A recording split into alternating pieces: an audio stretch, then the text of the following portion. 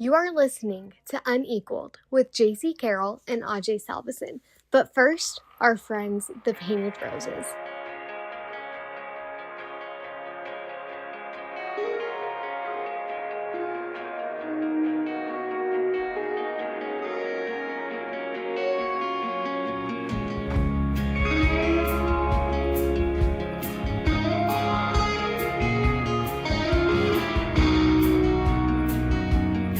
It's another edition of the Unequal Podcast. That's right. We are not dead. We've probably been forgotten, but we're not dead. Jaycee, I want to tell you a story. There was a young man who I saw at the Spectrum, and he came over and said, "Hey, Ajay, how are you?" I was like, "Hey, man." Had no idea who he was, but he was super friendly, super polite, and he knew my name, so I had to respond. He then says, "Hey, I love your podcast." I'm like, "Oh, thank you." And he goes, "When's your next episode?" And I said, "You know what? It really depends what Jaycee decides he wants to have the next podcast." And he was kind of confused. And I was like, let me translate for you. It's Jaycee's podcast. So when Jaycee wants to do a podcast, we'll do a podcast. And he was quite concerned that we would never be doing a podcast again. And that's kind of the way I was leaning towards too. Awesome. So we've created interest and intrigue, and the market isn't flooded with product. Because we've been on for 4 weeks. Isn't Where are you flooded, been, by the way? Or are you just not wanting to do it? Oh no. It became fall and school and basketball and weekends away. Just became busy, man. Well, it's about to get busy for both of us because now we got freaking women's basketball, right? Yes, Starts up Monday. We got men's basketball that starts up next week. So we got a ton of things going on. Anyways, let's get to our guest because he's got things to do, Jaycee. He's a little bit more busier than you. He's a lot more popular than you at the university. Spencer Nielsen, one of the great Aggies. What? Not Nielsen. Go ahead, re-say it. Nielsen? Not Nielsen. It's not. Dude, I'm Indian. I don't speak flat out good English. You speak English in India. Yeah, exactly, but they don't speak like pure English. Spencer Nelson. Oh my God. Nelson is our guest today. Thank you for being here, Spencer Nelson. Do you guys want me to do you want me to leave? That's usually how this goes. We have 5 minutes of venting towards each other. There are some unresolved issues. Ajay, obviously, I mean, we talked about it. He looks great. He's been hitting the gym. Looks working really out. good. Ajay looks peak. He's peak right now.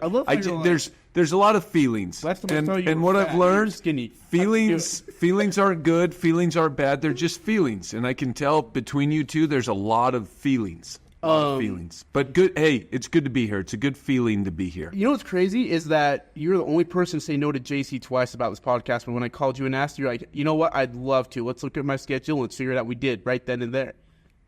Yep, you closed the deal. You closed the deal. I did. I'm the Way closer. to go. And it wasn't because I didn't want to do it. didn't want to do it with JC's busy.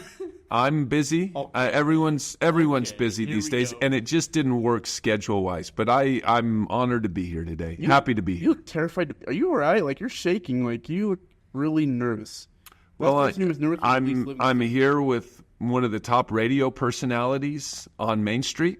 Yep. Jaycee? North of 1400 North. 100%. South of Smithfield, if we create this box. I mean, I would say Ajay is one of the top radio personalities. I wouldn't say one. In this 100 square foot radius. Scott Gerard, are you listening? Be the top. The top. The top. Within a 100 square foot radius of where we currently are right now. Hey, I read through your bio last night, and I didn't realize it says this, but it says Spencer Nielsen. What bio? In Logan. Can I ask you, Spencer Nielsen, where is a bio? In Logan. Is there a bio of me anywhere? There is. And you have a Wikipedia page, by the way. Oh, I know I do. I Did know. you make it? No, I didn't, but someone, who knows? I don't know who made it, but probably our dear friends in Azerbaijan.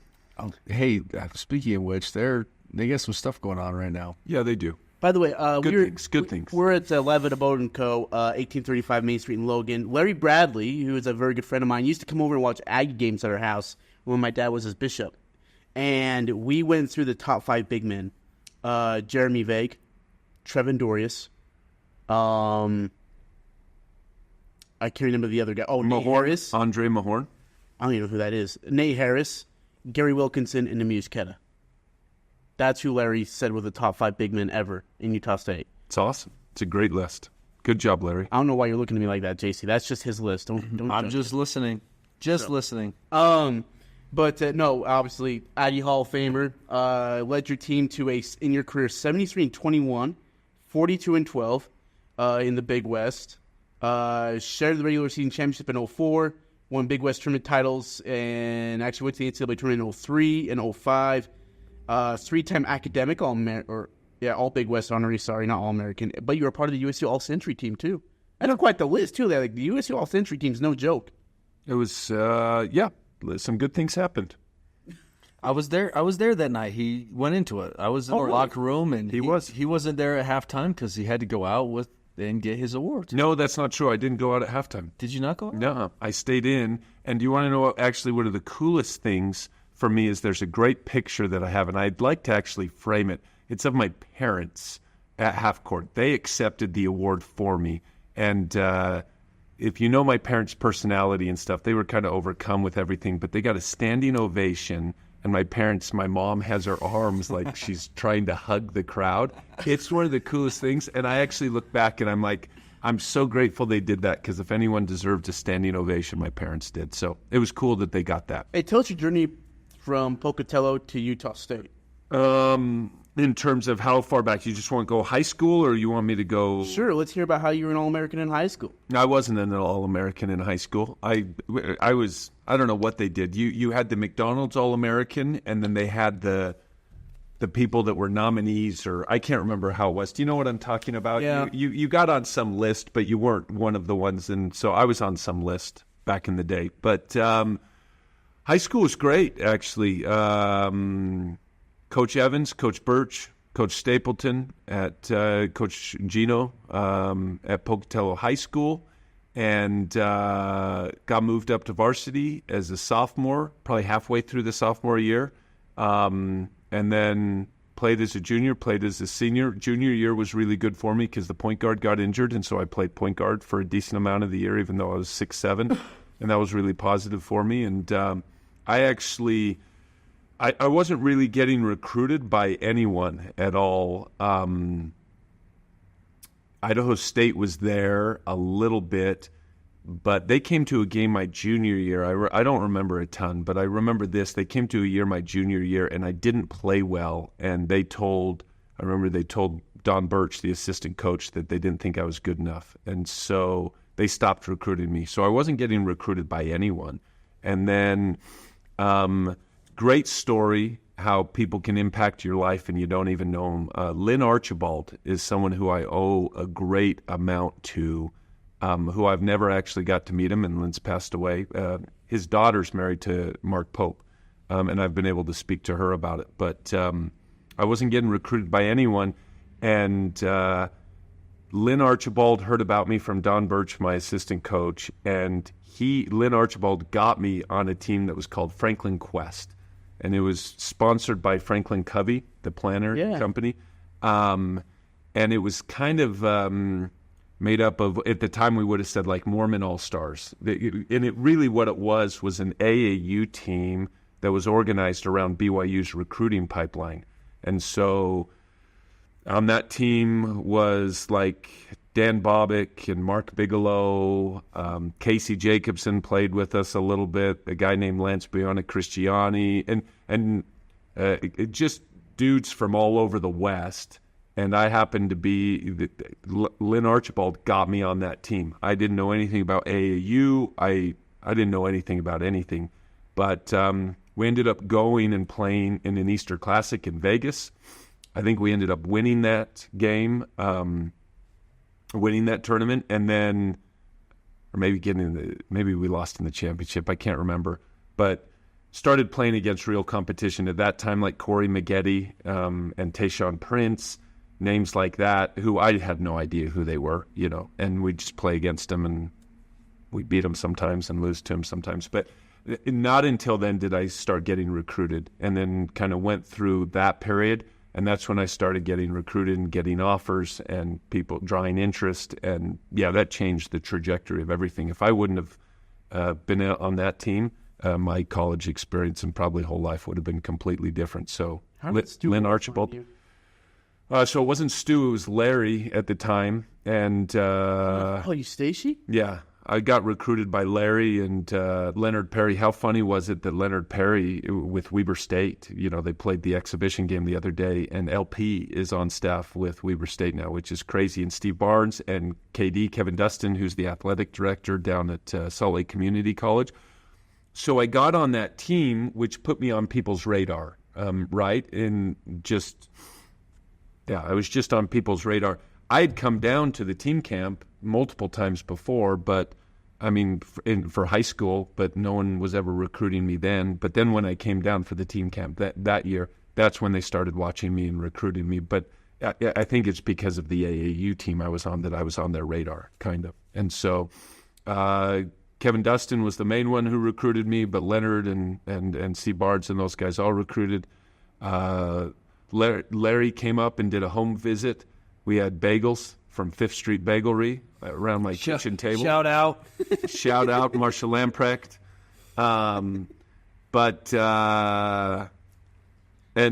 Larry recruited me. And at that time, I narrowed the list down. What was the list? So narrowed it really to 4 schools. Princeton, San Diego State, Utah State, and Wyoming. What? Were the 4 schools that I narrowed it down to. And Ivy League school? Princeton at the time, that was back in the days of Pete Carroll, and then Joe Scott was there, and they had the backdoor thing. They had beaten UCLA in the NCAA tournament. So Princeton, I was very seriously considering going to Princeton. You could have played with Judson. I know. C.J. Wallace. Let's go. The legend, hashtag. Pink wristbands, hashtag. So narrowed the list, and unofficial visits here, home visits by all those coaches. I think all those coaches came. I can't remember who all came but I really seriously was considering Wyoming because Larry Shiat was there. And Larry Shiat was a great recruiter, really good coach. He did a good job. And he obviously didn't stay at Wyoming. He went back to Clemson, but he was a heck of a recruiter, and I really liked him. But ultimately, thinking about it, and fortunately, divine intervention and some prayer and some answers, and Utah State was the right place for me. That's sweet. I love the people that can be put in your life to help you get places, and I feel very fortunate like that in many instances in my own recruiting path. But so you decided to go to Utah State, and you came up to Utah State. Did you come immediately, or did you go Utah State first?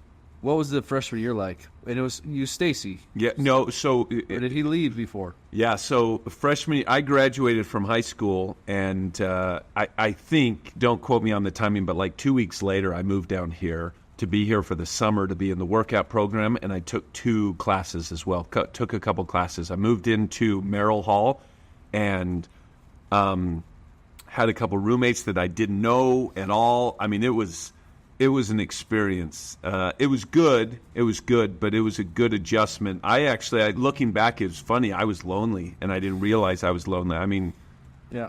But I remember some friends came, but they weren't like close friends in high school. But they came because they were driving through Logan from Salt Lake, and they were like, "Hey, we want to stop by?" I was like, "Great." And I saw them, and I was so happy to see them. And I could tell they were like, we're not that good a friend, type of thing. But I was like, it's so good to see you type of thing. So I had that adjustment period where I moved down here and didn't know anyone, but got to know some people, worked out. And that summer was when Larry took the Iowa State job. So Tim Floyd went to the Bulls, to Chicago. Larry, I remember he was out there already. And so we had a team meeting in the team room, and Larry's on the cell phone, and he's like, "Guys, I got to take it." Obviously, he had to take it. So I can't remember. So there's like 8 or 10 of us or whoever. Larry takes that job, and we don't have a coach for a little while. And then Stu gets hired, and it all just kind of works out the way it's supposed to.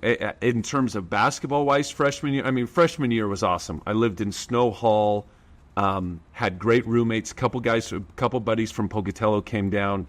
One of my best friends now, Blake Moore, who's the congressman, he was one of my roommates. He was a redshirt freshman quarterback.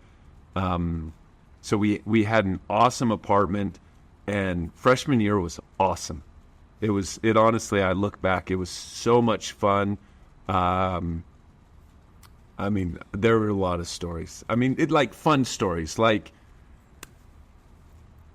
milk in the lobby, NFL blitz, late nights. I mean, just all of that stuff that's hilarious to think about. From a basketball standpoint, it was good, but it was frustrating because you go from high school and you experienced it a little bit, but probably not nearly, because you played a ton as a freshman. I didn't play a ton as a freshman. I probably played in every game, I'm guessing, if you look at the box score, but it was between 5 and 15 minutes, you know? And a lot of times it was 5 to 10 minutes. So it's that feeling of being the guy and being able to play all game and stuff, to feeling like you've got a short leash and you're getting yanked around a little bit, you know?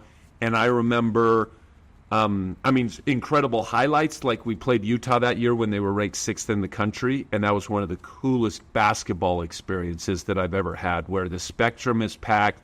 You got Andre Miller, Hano Medela, Mike Doliak, and those dudes that you had just seen play in the NCAA Final Four in the championship game. Yeah. And we beat them. And you make a bucket. I'll never forget the moment. Is I make a bucket and I'm running down, and it's like on defense, and it's like the movies, dude. It like goes to slow motion. I'll never forget this. And I'm just looking there, and I'm looking around, and I'm hearing the noise, and I'm like, this is amazing. And but I also remember sitting with Coach Ray after practice halfway through the year, like getting emotional because I'm telling him how frustrated I am that I'm only playing 7 minutes a game, you know, type of thing. So, did you like Coach Morrill and that crew when they came in, or was it a little frustrating because you were playing 7 minutes and stuff like that, or were you like, hey, Coach Morrill's the guy, I'm happy? Like, what was that? Yeah, I love Larry Stacy, but it's good I played for Coach Morrill. You know, Justin Jones, all those dudes. The minute I signed and I was in, they were like, dude, get ready. Because Larry's old school. I mean, he is really, really tough and very direct and that kind of stuff. And so, no, I wasn't ever thinking like, hey, this isn't the right coach for me or anything like that. I liked Stu immediately. Obviously, I didn't love getting yelled at and stuff like that. But my high school coach was pretty old school, so I didn't have a problem with that. And so, no, it was more just frustration. Every player probably thinks they're a little bit better than they are, and I probably deserve to play 5 to 10 minutes, but I thought I deserved to play 20 minutes, you know. Hi, this is Karen Nielsen with Guild Mortgage in Logan, Utah. Beyond great rates, we're committed to ongoing customer service even after your loan closes. We want you to experience knowledge, communication, and amazing customer service for a lasting relationship. Make Guild Mortgage your trusted partner. It's just the way it is. 23 years ago yesterday, you remember what happened? Yeah. I actually was going to text Stu and Timmy on that day, and I forgot to yesterday. This also as well, this is a great story because this is a change in trajectory of your life as well. This is another story of divine intervention. I truly believe that. So I came home from my mission in June of 2001. And started working out and here's a great story. June 2001. You remember Des Pinniger? Yes. I come home like a week later. They're playing in the Mill Creek League Pro-Am down in Salt Lake. And so I show up, and Des is there, and Ronnie's there, and Chad Evans, and Brendan Ray's there. You know, Tony, I think maybe was there. Anyway, so there's a Utah State team, and they're like, hey, just come play with us, that type of thing. So I go down and play, and obviously I'm horrible, and I've been home for a week. I touched a basketball maybe 5 times on my entire mission. Anyway, so Des and Ronnie, you know, coming from junior college, they thought, hey, we're going to the league, you know, and they thought very highly of themselves. I love Des and Ronnie. They are awesome. I still love them. Anyway, so I didn't know them. They didn't know me. And so the game starts, and I guess we have 6 dudes because I remember being the only one on the bench. So they're playing. They play for like 5-7 minutes or something like that. I'm a 4. Des is a 4. So I go into sub. I go to the table and dead ball, they beep the horn, and I'm like, Dez. And he's like, no. And I'm like, I'm standing there. I don't know what to do. You're kind of socially awkward coming off your mission and stuff. I'm like, sub? And he's like, no. And I'm like, sub. Anyway, the ref's like, you got to go. So he ultimately goes and sits down on the bench, okay?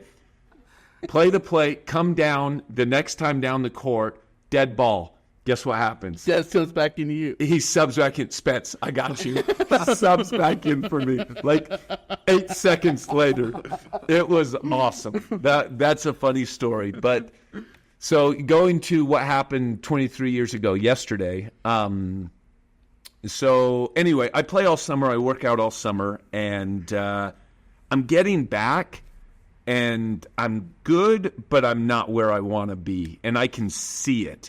And even you're doing practices and then exhibition games, I can see that I'm in the rotation.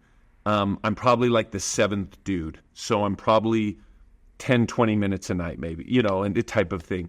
But I wasn't where I wanted to be, and I could, like, legs-wise and just everything. I wasn't where I wanted to be, and I was like, I don't want...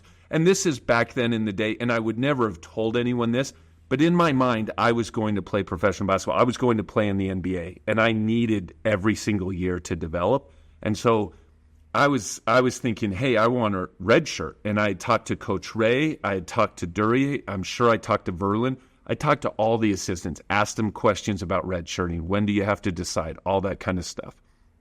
So fast forward October 31st, 2001, before practice, we're just shooting around and doing whatever. And probably like 5 minutes before practice starts, Stu comes down and grabs me at the free throw line on the side of the tunnels that you go up.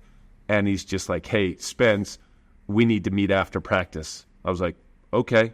And he said, you have some misconceptions about why a player redshirts. I said, okay. I knew what he was thinking in his mind. What was he thinking? He was thinking, you can't redshirt. We need you. You're going to play. You're going to be the 7th man. You don't redshirt if you're going to play. So he was going to tell me in that meeting, Spencer, we're not redshirting you. You're going to play, is what was going to be said in that meeting. So they weren't going to let me redshirt. And we practice, and with about 15 minutes to go in practice, on the far side, I'm on the right wing. I drive to the middle. I jump stop at the free throw line, and my knee pops, and it's gone.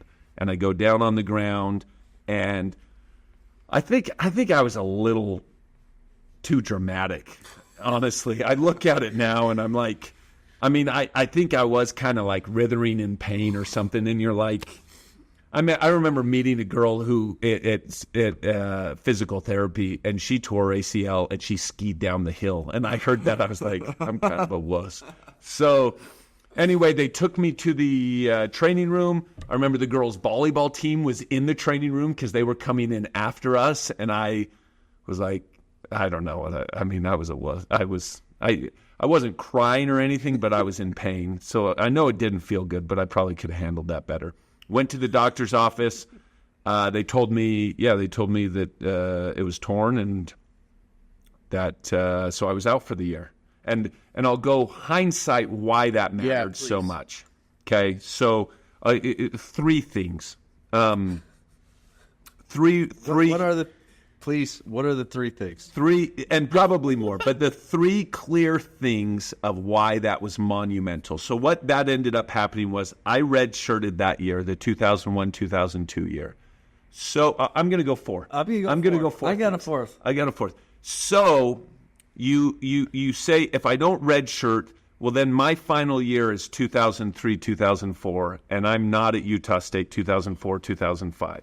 Okay, so here we go. Number 1. I know number 4. Basketball-wise, my role on the 2003-2004 team, given who was on the team and just the players through 2001, 2002, 2002, 2003, it would have been a very different role for me through those 3 years than by waiting a year. Very different role. Could things have still worked out? Yes, but it just would have been very, very different. So in order to to be able to develop and have the role that I had to kind of leverage or use to vault me to actually having a chance at the NBA and then going to Europe, I think it would have been a very different experience, number one. Number two, I didn't meet my wife until that final year, 2004, 2005. Had I not redshirted, I would have left. She would have been at BYU and then China. She would have come to Utah State, and I wouldn't have been there. Can things work out? Things can work out. But my wife, I wouldn't have met my wife had I not have torn my ACL. I believe that. Third thing, really important experience for me in my life was going and doing an internship in investment banking in New York. That happened in the summer of 2004. It would not have happened. And the way the opportunity came to be, I didn't even know those types of opportunities existed until during that 2003-2004 season. And that's when I did it, was that summer. Essential for me from skill set learning and background that ultimately, helped career decisions post-basketball. Huge. And then number 4, and probably the most important, I would never have played with Jaycee Carroll.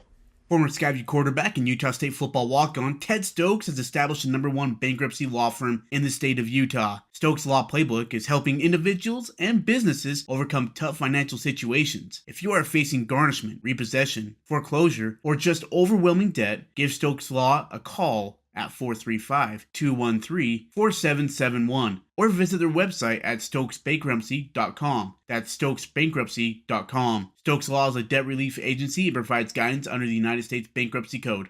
There is an article in the Statesman from last year that has a Q&A with Spencer Nilsson about, I think it was the night of the retirement ceremony, asking about Jaycee Carroll. They interviewed Spencer, and they went through 8 questions. What's your favorite memory of playing with Jaycee Carroll? And I guess you guys had a dribble handoff play. And you said it was the easiest play in the world because all they had to do was exist for 2 seconds between me catching the ball at the free throw line, turning around and handing it off to Jaycee, and Jaycee would shoot it and make it. Yeah, Don Verlin fell in love with that play in the Big West Championship game. He probably ran that 48 times, but it was I don't remember how the setup, but I remember I was at the left elbow, and you were curling off of it, and then you just came over into a jumper or a floater. That was a great play. I love coming off the handoff. It's good. And here's the thing. If I would have been smarter, now they do. And in Europe, I should have gone to Europe first because they do a lot of the fake handoff and keep it. I never did that once. Never once did I fake it or keep it. Would you have got yelled at by Coach Morrill if you did that? If I didn't score, yes. But I would have got yelled at him. But no, it was. Trust me, it was the right thing to do to give Jaycee the ball. Anytime, that was the right thing to do. Give Jaycee the ball. No, I'm not kissing up to him. In college, his ability to score, it was the right thing. We won that tournament. Went to the NCAA tournament. It worked out great. Do you remember the first time you met me? Do you remember the first time we met? I remember when you came to play pickup ball, and it was in the Spectrum. I remember that, and then I remember, but you had come home from your mission, and it was at the Aztec building. So that wasn't it. So it had to be when you came and you played pickup ball with us. I don't remember any of the details other than telling Coach Ray that I thought you were really, really good. I remember 2 things from that day. Oh, this is going to be good. One was the first play. I think I came off and I made a 3, which I think surprised people. And then 2 was before we even got started. I've never been to Utah State. I've never been on the court. And big knee brace just comes clunking down the stadium stairs, yelling at me from the mid floor. I've never met this guy. Oh yeah, just yelling at me. Hey, where are you from? What are you doing? So glad to have you here. I was like, who is this guy? And why is he gonna crush me with this knee brace? Which, by the way, in practice hurt so bad. Everybody. How any coach or trainer let me play with that. I don't know how anyone let me play with that. I'm serious. That was, I don't know. I mean, it would have hurt so bad to run into. And it would hit you in the side of your knee with the metal thing. You'd be like, I know. But here's the thing. Think how much character you develop because of that. Like everyone on that team had so much character because my knee brace hurt them and they had to power through it. We had character, that's for sure.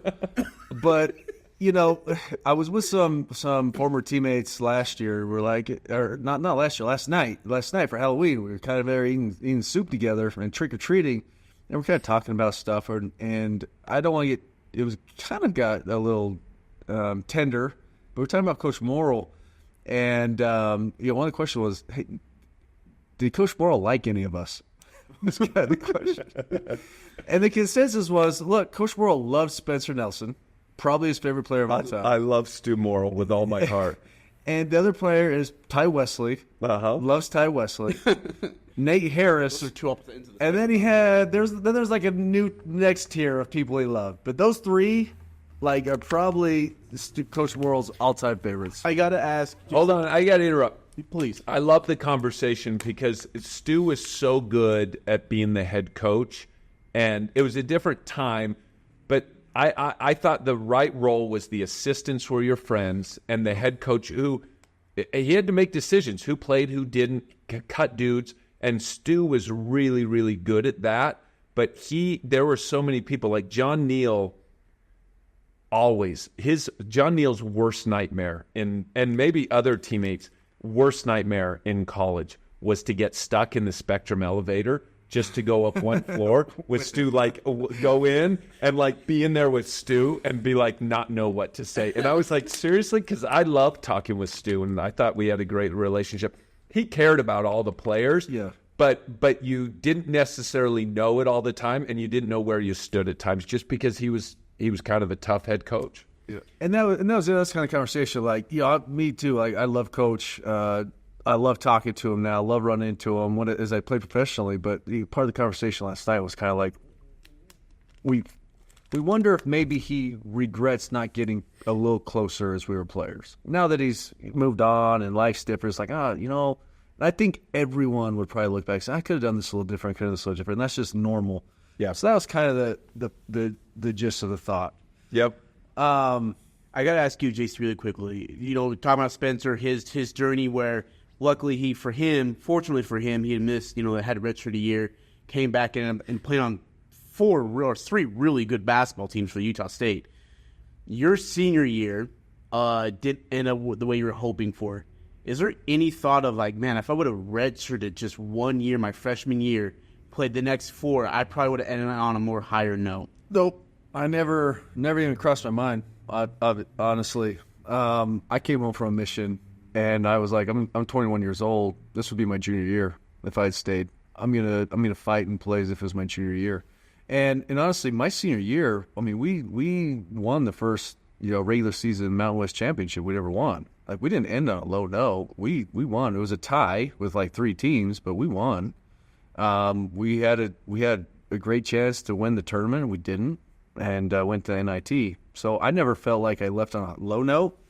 I recognize I played with a team with a lot of guys that ended up being great that next year, but they were just young my year. Ty Wesley's just back from a mission, so all the things that Spencer talked about, Ty was getting his legs back. Tyler Newbold's start as a freshman.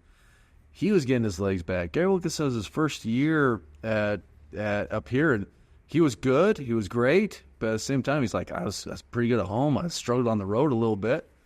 And those guys just all matured and became great. Well, and let me just say this. It was a very different situation. Me coming off my mission was very different. Genetically, there's more guys than this. It's so funny. Genetically, Jaycee is very different than me. There's 2 guys I know that played at Utah State, and it's because I'm really familiar with them, but genetically, just different. And Jaycee and Brady Jardine are just different. Mm. And what I mean by that is Jay came home from his mission, and he could run like a deer, and he could run forever. I think he had to do 2 crunches and his 6-pack showed up. I seriously, and It's just the way he was. So when he came back, it wasn't like he was trying to get his legs. He probably was to some degree, but it wasn't like most of us. And genetically, I'm good and stuff like that, but they're just at another level. And so when you look at him coming back, I don't think you started immediately, right? As a freshman, or did you start immediately? I knew you were starting, but he came in and he had a very clearly defined role and was an integral piece of the team. That's very different than being the seventh or eighth man and playing 10, 12 minutes a night type of thing. And so for him, there just wasn't any reason to even redshirt. And then you look at career-wise, yeah, they didn't go to the NCAA tournament his senior year, but I mean, I didn't go my sophomore year my junior year, and that was the year all those seniors, Mark Brown and all those dudes, really good dudes. Sometimes, especially when you were in the Big West or at that time, the WAC, which was really good, but it was just different than what the Mountain West is today, getting 5 teams. It just didn't work out exactly the way you wanted to. But you look at career-wise, I mean, he ended on the highest of notes personally, and then team-wise on a really, really good note. Yeah, and there were some fortunate things my freshman year. I mean, lucky or unlucky, depending on who you are. Marcus Crane was supposed to be the 2 guard. Yeah, he broke his foot. He broke his foot, and then Chris Huber's probably the next guy up. He sprains his ankle, a week before opening night. All of a sudden, I got an opportunity. So some of those things. Really quick, weird. Who put the Vaseline at Chris's locker? Just the whole flooring at Chris Huber's locker. No one's ever figured that out. Bridgeland Adventure Park is closed for the 2024 summer, but that doesn't mean you can't start thinking about next summer. Bridgeland Adventure Park's already accepting reservations for group parties next year. Corporates, family groups, youth groups, you name it.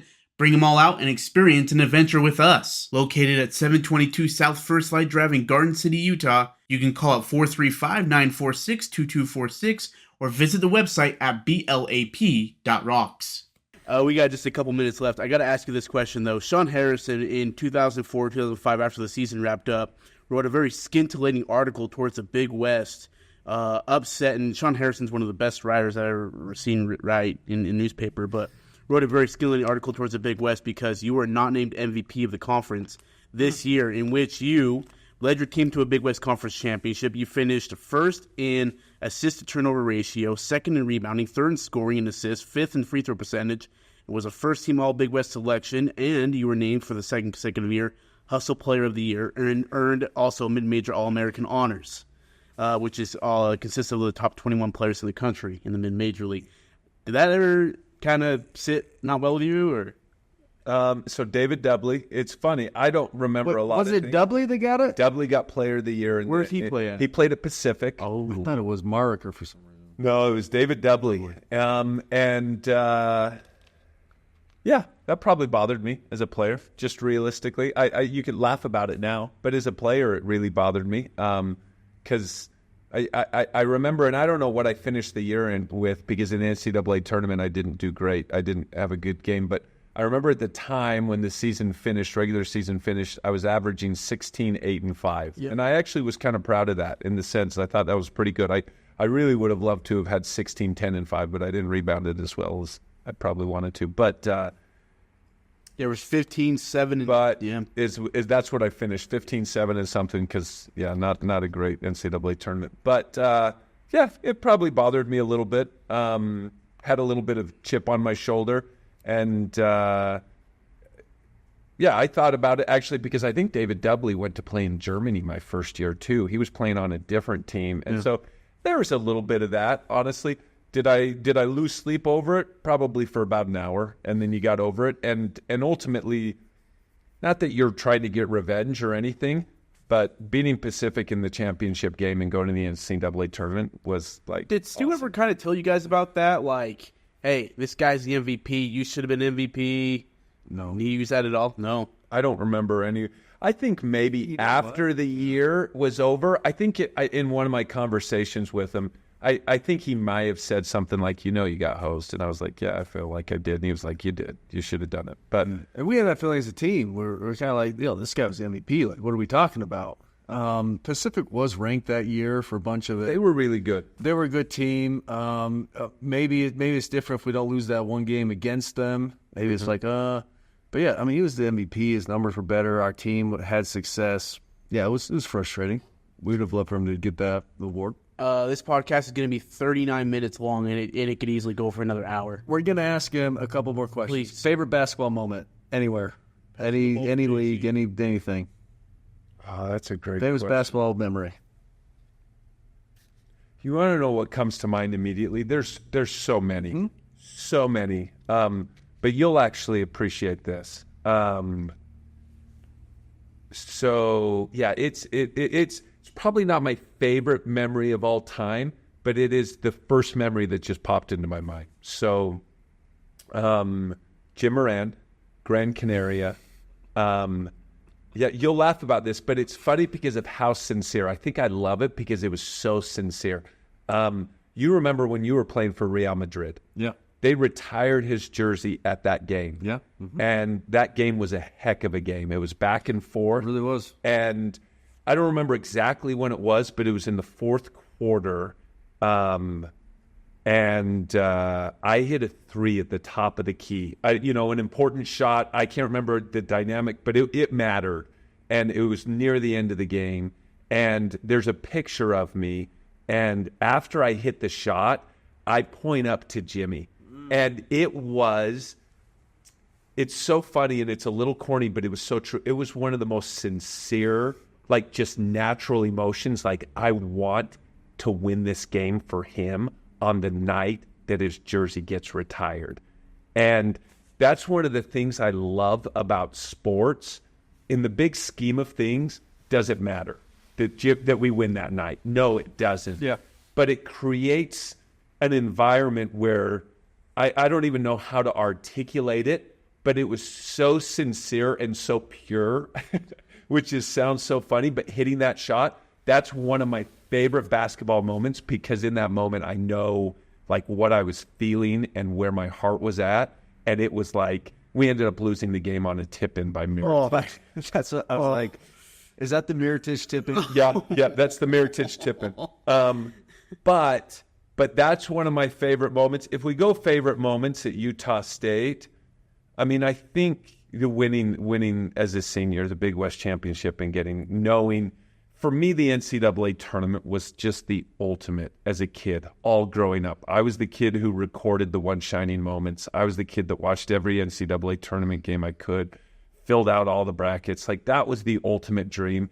And so for me, if I think of Utah State, and there were a lot of great moments, a lot of good moments, but winning that Big West Championship after our senior year and some things that had happened and that kind of stuff, not that it was a good senior year, but that losing that game on national television to Pacific, having to come back and being like, hey, we're going to do this.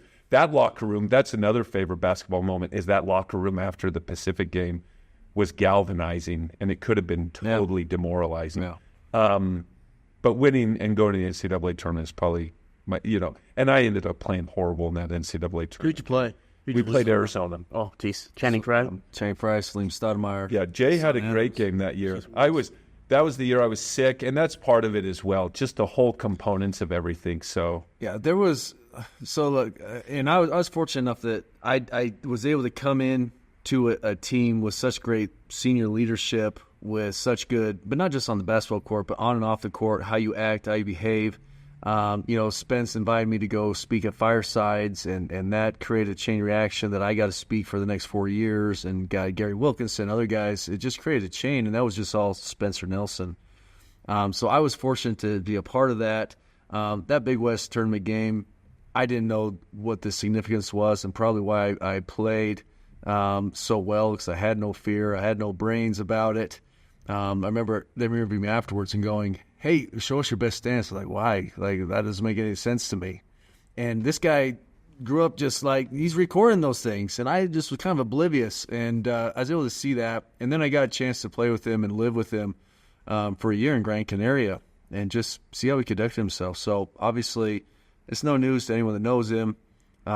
He's an example, both on and off the court, with how to conduct yourself in life and with people. And I've been fortunate to have him as a friend for the last, going on almost 18 years now, I guess. Yeah, it's crazy to think about. Like, I have a connection with a lot of Utah State players, But I jokes about that, but really, you have a closer connection with the dudes you played with. Yeah. Like you just do. And I didn't play with Gary, but because I played with him in Greece, I'm a little closer. I love Ty to death, but I never played with him. And there's, Newbold and those dudes love him to death, but there's just a different connection. And that's why I feel so grateful for that connection with Jay, honestly, and then to be able to do it professionally as well. Like it's just a different level of friendship, not good or bad or anything like that, but it's just a different connection because you go through a season, a battle, whatever you want to say, together. It bonds you in a different way.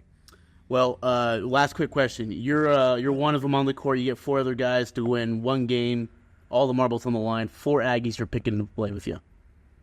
4 Aggies. Along with you. Oh, that's a great question. I mean... Sam over Jaycee for obvious reasons. So I'm the point guard. Let's start there. No, I'm just kidding.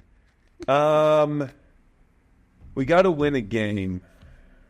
It's a great question. That's a hard one. And I can go all generations? Yeah, all generations. And you can't hurt anyone's feelings. Yeah. Yeah, we don't care about that. Well, Pentagon might get hurt, but... So... This would sub him out. Jay's my 2. Sam's my 3. Wow. I'm the 4. I mean, I think you have to put Kata at the 5. You probably do. You have to. I never played with them, dude, so you could put Ty or you could put Gary at the 5, and I'd be totally comfortable doing that. But you have to put Kata at the 5 because he's in the NBA and he's doing what he's doing. Yeah. I played with Tavares. Or you played with Tavares. That size length makes a difference. Yeah. So you need a point guard. You're going to say Chris Clark. Yep, I did. I never played with Chris, and I was gone at the time, so I didn't get to see him. I mean, I loved Mark Brown. Mm-hmm. He was small, but I loved Mark Brown. And Hubie, by the end of it, you knew exactly what you were going to get. And trust me, with our 2 and our 3, it's not like we need a point guard that can score. We need a distributor. And Hubie would always let me go off the like when he was being full court, and I was able to smash dudes. That was awesome. Oh, that's really hard. I think my 5th would be, who's going to be my point guard? Tony Brown. I'll put Tony. Mr. Pump Fake. I like it. I'm going to put Tony. Put he can Tony. Distribute, he can shoot. Yeah, I'm putting Tony. Tony would do great. Chris Clark would be phenomenal, and he would be great too, but Tony would be great at a point guard. Tony and Sam specifically, they're wired to do whatever the team needs them to do. Yeah. And so that's Tony's my point guard. JC and Sam, I'm the 4, and it's a pretty good team. Kata's the 5. And Kata's the 5. And if we had to play it today, I'd be the assistant to the assistant coach, and I'd put like Ty at the 4 or something like that. No, that's awesome. I think that's a great squad. I like what you said about Sammy. I said the same thing. I go if that shot he hit, who if we were on the same team, who would take it? And I said, look, I'd give Sammy the ball because he'd make the right decision. Yeah. He would throw it to me if I was open, or he'd take it if he wasn't. Yeah. I got no problem with that. He ain't going to throw it to you. Plus, he's just going to shoot. Plus, no one's going to help off me anyway. Yeah, for sure. He'd be more open. 100,000%. Well, hey, we know you got to get going, but thank you so much. I mean, this was 40 minutes. This is fun, but we got to get you out of here. So thank you so much, Spencer. Greatly appreciate you. Yep. Thanks, everyone. Go Aggies.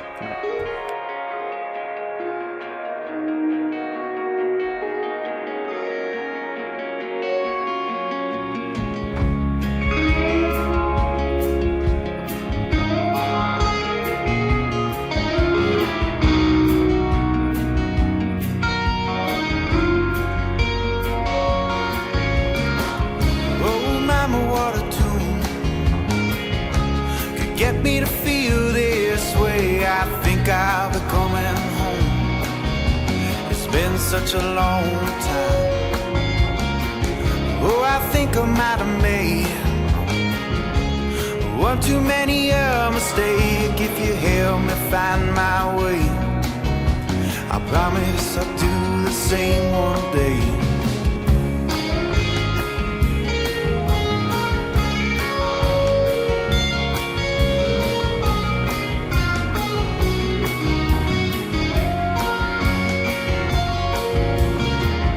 How we thought we had it planned. We thought we had the world in hand, and now I've got it bad. All the good times that I thought we had, and I've been drinking since you